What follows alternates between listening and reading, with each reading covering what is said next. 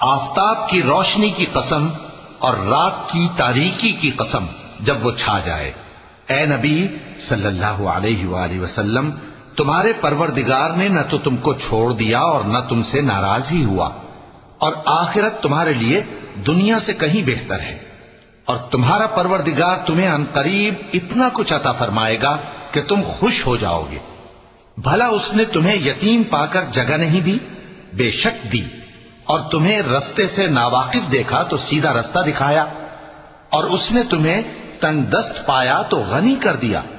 تو تم بھی یتیم پر ستم نہ کرنا اور مانگنے والے کو جھڑکی نہ دینا، اور اپنے پروردگار کی نعمت یعنی وحی کا بیان کرتے رہنا۔